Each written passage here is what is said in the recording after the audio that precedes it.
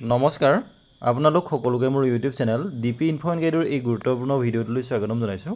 Sir বাইদেউসকল, এই ভিডিঅ'টোত প্ৰতিখন বিদ্যালয়লৈ শিক্ষা বিভাগৰ তৰফৰ পৰা বাৰ্ষিক যি অনুদান, সেই অনুদান কিমান পৰিমাণৰ আগবঢ়োৱা হয় সেই সম্পৰ্কীয় এটা গুৰুত্বপূৰ্ণ নিৰ্দেশনা অতি চমুকৈ জনাবলৈ চেষ্টা কৰিম।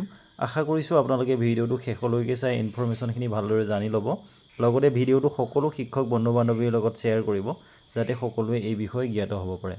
ছাৰ বাইদেউসকল, আমাৰ চেনেলৰ জৰিয়তে শিক্ষা বিভাগৰ প্ৰতিটো গুৰুত্বপূৰ্ণ ইনফৰমেশ্যন ৰেগুলাৰ আপলোড কৰিবলৈ চেষ্টা কৰি অহা হৈছে। আপুনি যদি আমাৰ চেনেলটো প্ৰথমবাৰৰ বাবে চাই আছে, তেনেহ'লে অনুগ্ৰহ কৰি চেনেলটো ছাবস্ক্ৰাইব কৰি ল'ব বুলি আশা ৰাখিলোঁ। তেনেহ'লে আহকচোন ভিডিঅ'টোৰ মূল কথাখিনিলৈ আগবাঢ়োঁ। ছাৰ বাইদেউসকল, আমাৰ বিদ্যালয়সমূহলৈ যি বাৰ্ষিক অনুদান আগবঢ়োৱা হয় তাৰ হিচাপটো আপোনালোকে এই স্ক্ৰীণত থকা কথাখিনিলৈ লক্ষ্য কৰিলে জানিব পাৰিব। বিদ্যালয়লৈ আগবঢ়োৱা বাৰ্ষিক অনুদানৰ ব্যৱহাৰৰ সম্পৰ্কে সমগ্ৰ শিক্ষা অসমৰ জৰিয়তে ৰাজ্যৰ প্ৰতিখন চৰকাৰী আৰু প্ৰাদেশিকৃত প্ৰাথমিক আৰু উচ্চ প্ৰাথমিক বিদ্যালয়লৈ সংযুক্ত বাৰ্ষিক বিত্তীয় অনুদান বিদ্যালয়খনৰ ছাত্ৰ ছাত্ৰীৰ সংখ্যাৰ ভিত্তিত আগবঢ়োৱা হয়। 2024-25 বৰ্ষৰ বাবে এই বাৰ্ষিক বিদ্যালয় অনুদান নিম্ন উল্লেখিত ধৰণে বিদ্যালয়সমূহলৈ আগবঢ়োৱা হ'ব।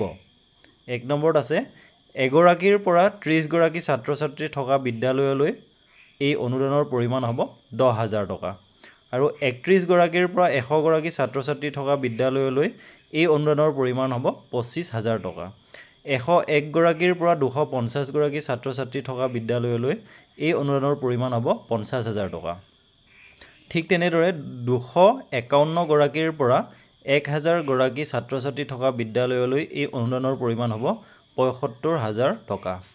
1000 গৰাকীতকৈ অধিক ছাত্ৰ ছাত্ৰী থকা বিদ্যালয়লৈ এই অনুদানৰ পৰিমাণ হ'ব 1 লাখ টকা। গতিকে ছাৰ বাইদেউসকল, এইদৰেই আমাৰ বিদ্যালয়সমূহৰ যি বাৰ্ষিক অনুদান, সেই বাৰ্ষিক অনুদান বিদ্যালয়সমূহলৈ আগবঢ়োৱা হয়।